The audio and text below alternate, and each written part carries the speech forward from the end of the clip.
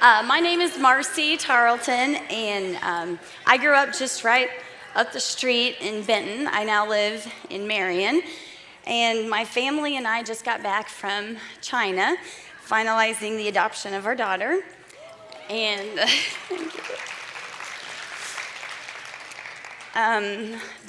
we got back from China, and as soon as we got back, I needed a root canal. It was in like the first 2 weeks that we were home.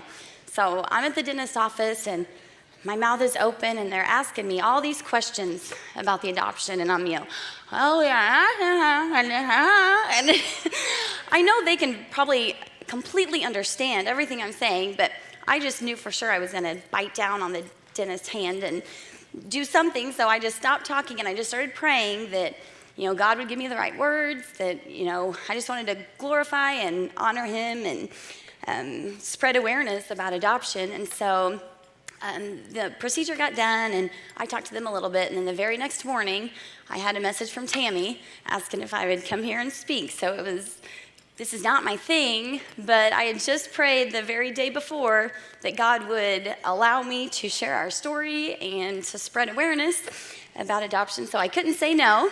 So here I am. We get lots of questions, like, well, how did you choose to adopt, and why China? And so it all started a couple years ago, and it was about 3 weeks before we actually applied for our adoption. This big stray dog showed up at our house, and my son and I were outside playing, and this dog just came barreling at us. And at that time, it was before I was a real big fan of rescue dogs, and I ran in the house, and my husband went out there and played with the dog. It was a nice dog, and every time, for about 30 minutes, every time I'd open the door, this is what we would see. Not that. Maybe I'll try again. That sweet little face. She would not leave. So within about 30 minutes, she was part of the family. She was eating our food, sleeping in the bed, and she just fit right in.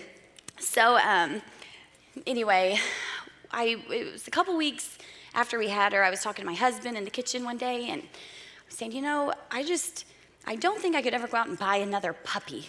Like, this dog is so good. She just needed, someone to feed her and love her and take care of her and meet her needs, and she has been an awesome dog.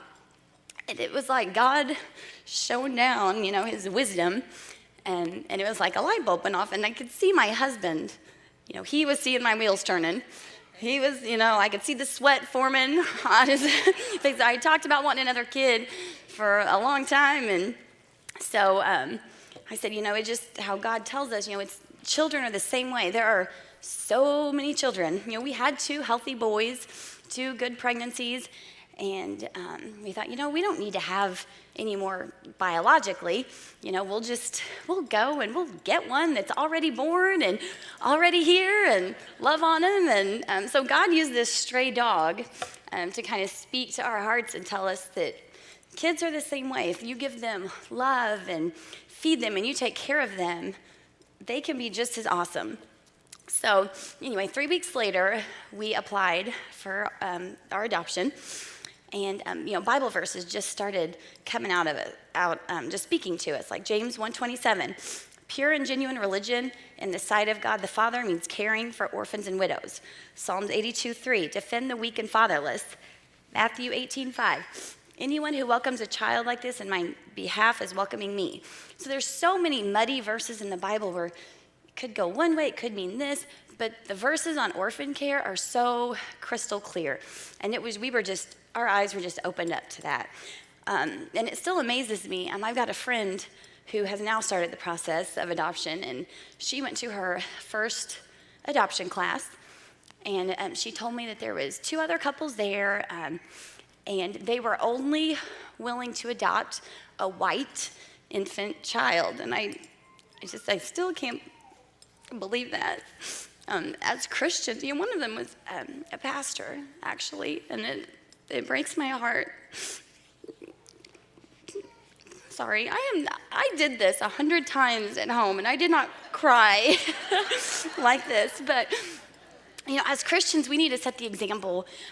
We need to create that healing, those racial divisions. We need to bring people together and not put up the borders and separate people. So anyway, China, we chose China because we had friends that had adopted from China. We knew the U.S. and China have been doing adoptions for years and years and years. It's a pretty smooth process, goes pretty quickly. And really at that time, we just wanted a young child.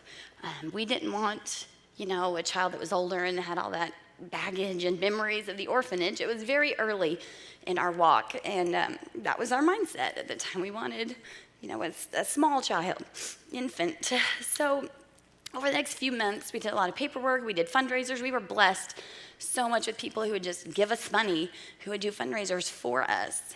And, crazy, weird things would happen that would just show that God was in the financial side of things too. We would get like medical rebate checks, like overpaying medical bills. That's never happened before, and it hasn't happened since. But it was just, and they would always come at the right time, right when we would need to make our next payment or something. So anyway, God was very present on the financial side of that. So December came. So we started in March. In December, we were actually logged into China. And all that means is China had accepted us and said, okay, yeah, you're fit parents. You can adopt one of our children. And it was kind of like we were in line. Like we were getting closer. We were now in line. But my friends who had adopted, one, it took 9 months start to finish. The other was 10 months start to finish. So I was thinking, any day we're going to get a phone call. We've been in this, 8 months. So anytime we're going to get a phone call. And so January came, February, March. So we're getting further into the year. Satan was kind of starting to get in my head a little bit. Like, how am I going to know if it's the right child?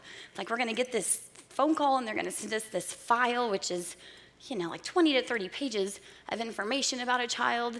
Usually a picture, sometimes not. But how are we going to know if do we say yes? Do we say no? How do we know?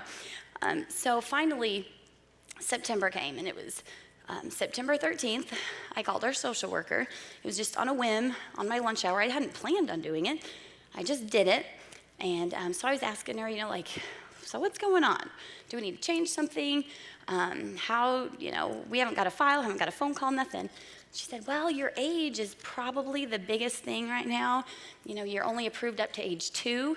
So right now there's not a ton of children in that age range that need homes.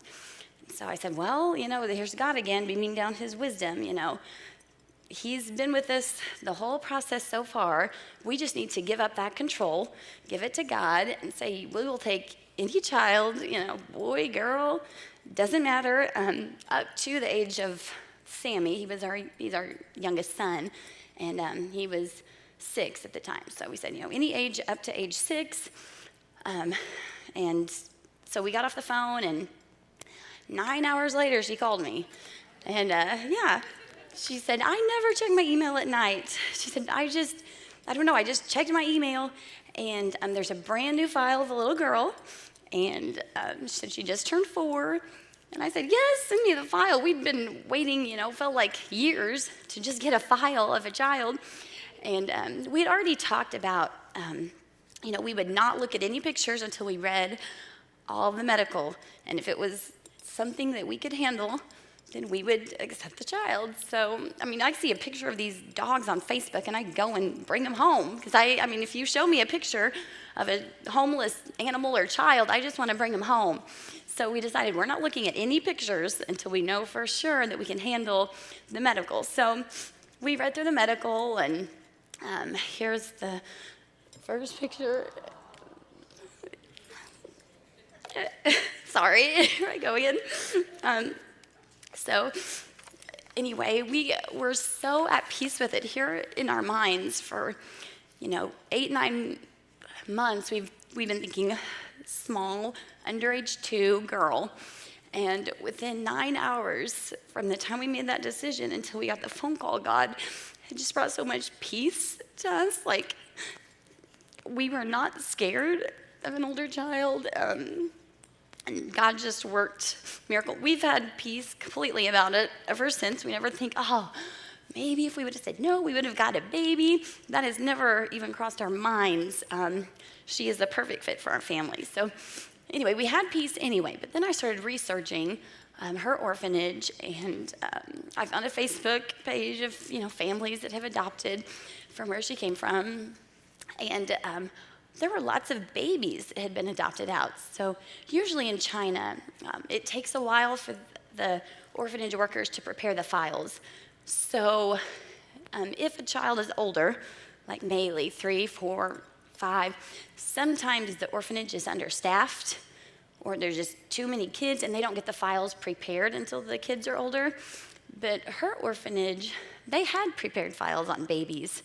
So, it was completely a God thing that our file was prepared the exact day that we bumped up our age range. So it was just gives me goosebumps still today, because it was completely God.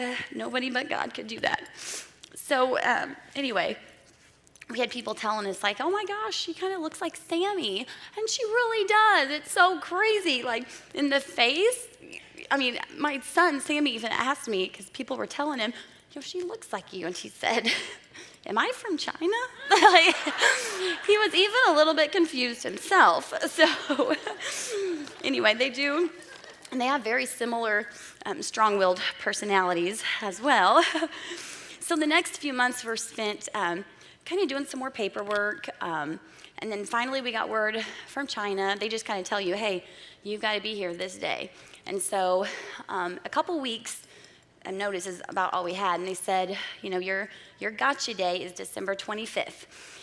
Which thought, oh, how perfect. It's Christmas. How much more special can it be? Until you try to book a plane ticket the week of Christmas.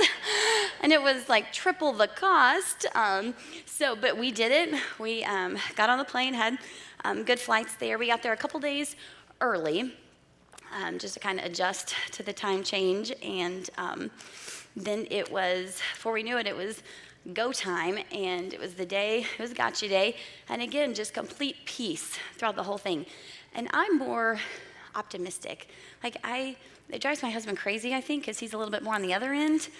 But I knew that everything was going to be fine. And, it was getting close to time, and he's like, oh my gosh, what if she doesn't like us? What if she just cries all the time? What if she's like this, crazy devil child, and we're bringing her into our lives, and, he's going worst case scenario. And I'm like, but, God has been so present in everything. There's no way that things are not going to be just perfect. And so my husband kind of had in his head this almost romanticized gotcha day, running into our arms and slow motion and music playing, and that is not what happened. We were kind of opposite on that day. He was optimistic, and I was more she's not going to want to go with us. We don't look like her. We don't talk like her. We're strangers to this little girl. Even though what she had grown up with wasn't good, that's what she knew. And so, yeah, she was not very happy. Yeah, she just hid behind this fake tree, and just tears just streaming down. It didn't take long. By that night, she was laughing and crying, or smiling and laughing and not crying anymore. But then it was we'd make some steps forward, and then we'd go back, and then we'd make a few steps forward, and then we'd go back. But it was like an emotional roller coaster for the 2 more weeks we were in China. But by the time we got home, she has taken off. She has not looked back once. She fights with my boys just like she's been a sister forever. They annoy her, she annoys them. For a long time when we got home, I would hear in the other room, Sammy, it's always Sammy. Sammy's always the one instigating things. I'd hear Sammy and Maylee arguing in 2 different languages. It was just back and forth, but I had that first, and it was comical to listen to, but yeah, nothing stopped them. They act just like siblings now, but she understands everything we say.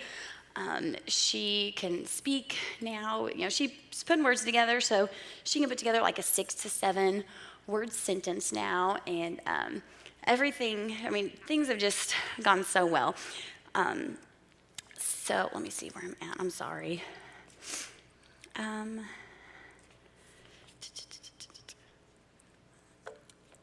Sorry, I missed my picture. But this was actually her finding place. So I don't have time to go into all the reasons why children are abandoned in China, but it's, a lot of people think, it's so horrible there. They just dump kids, and it's not really that. They're not allowed to take a kid to the orphanage. They literally have to leave them somewhere in hopes that they'll be found quickly. So this was right outside of school. So whoever left her, hopefully it was her mom or dad, but they knew she'd be found quickly and taken care of. So, and she doesn't know what this picture is or what has happened, and she doesn't really ever ask. But it'll be important to her one day. But it's a communist country. It's just a different world. Even when we were over there, there's just no hope there. People go to their jobs. They're not very friendly most of the time. There's no hope there. And, there's so many kids like her just waiting there. And they'll probably never know Jesus. That was not anywhere in China. But anyway, that was her finding spot. In China, because it is communist, if a child needs some type of surgery, they have to pay cash for it. And, minor surgery here that might cost $5,000, and they can't afford that there. And so the parents have to make these unimaginable decisions to abandon their child in hopes that someone will adopt them and they can get the surgery they need and live a long, healthy life, hopefully. But anyway, it's very sad. So we've been home about 3.5 months now. Things are going great. In the trainings that we had to go through, they pretty much prepare you for the worst, and it has been way better than I could have even imagined. She goes to a daycare now. She loves to go. She wants to go. She attached so quickly to all of us. Thankfully, she attached to the boys super fast in China, because she actually hated me and Jeff for like 3 days. She would not look at us, would not talk to us. I was giving her candy and anything that I had, and she just would not even look at us. So thankfully, she always had Abram and Sammy hand in hand, and she would hold their hands, and we would go everywhere. Those 3, she would not talk to us, but thankfully she would talk to them. So anyway, our process has been unbelievably smooth and easy, and I feel bad even saying that, because I know that's not always the case, but God has provided in each step of the way. The other day, frequently she'll tell me, "Me no like China, I like home." And she says it quite a bit. And she'll tell me things like, no chicken in China. She loves chicken. No bath. She had never had a bath before, so that was kind of scary for her the first time. They only had cold showers, and they just kind of sprayed all of them down together. So we went, in China, we went probably a week without her changing clothes or bathing, because she was scared to death, but she had never been around that.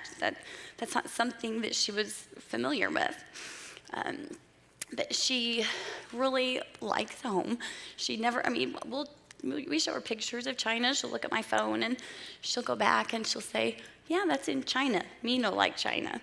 Me like home." And it's happy and sad at the same time. Anyway, one thing we did get to do when we were in China was visit her orphanage. And if I've cried now, I'm really going to cry about this.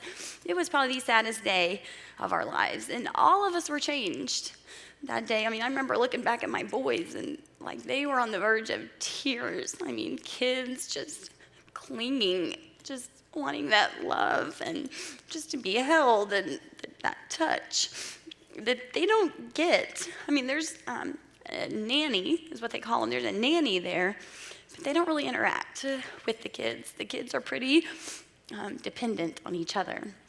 And so they just love to see other adults, and one little girl was calling Jeff Baba, which is daddy, and she wanted to come with us, and we tried to get her, but they wouldn't let us. They would not let us take her. We tried. My mom said, I'll give you the money. I'll send you the money right now. They wouldn't allow it. But anyway, I'm all mixed up. I don't even know why I did this. I'm kind of everywhere. But this is a picture of her now. She's happy. She's the loudest person in any room.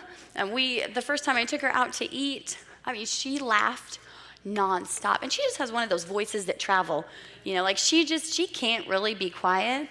But she was laughing, like loud. I mean, we were in Benny's. And I took her, my mom went to the bathroom. She could hear her. We were on the complete opposite end of the restaurant, and she could hear her from the bathroom.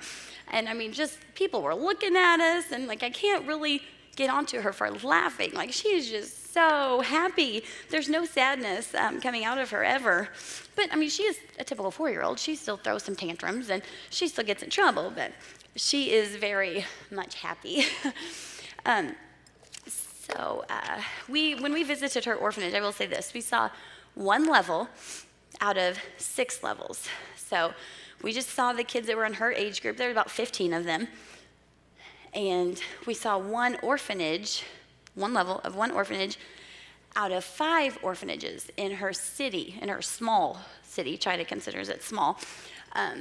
So there are these orphanages everywhere. I can't even fathom, how many there are. It's estimated 153 million orphans worldwide. And it just breaks my heart. We saw like 15, and I wanted to take each one of them home with me. If you could just see just the want, the despair, just grabbing at you, it changes you. But I read a David Platt quote, and I could quote him all day, but it said, orphans are easier to ignore before you know their name. They're easier to ignore before you see their faces. It's easier to pretend they're not real before you hold them in your arms. But once you do, everything changes. And that is so true. But here is a current picture of just a handful of kids that are still just waiting for their families to come get them. Like the little girl at Maylee's orphanage. The director said that she's always asking, when's my mommy and daddy coming? And I don't really know what they tell them about, their mommies and their daddies, but they're all waiting, thinking some mommy, some daddy is going to come and get them one day. So that has been my prayer and my hope through every person I tell this story to, that someone will be changed and someone will choose adoption. And our church is a big support system for us. We have adoption groups and foster care groups, and they are heavily involved in adoption and foster care. And that's one of our goals. We just want to kind of have this crazy epidemic of fostering and adopting these babies worldwide. Doesn't matter. I think of that song, red and yellow, black and white. They are precious in His sight. It doesn't matter. We put up these borders saying we only want this color. We only want this type of child. We just need to stand back and let God lead us and show us the way. So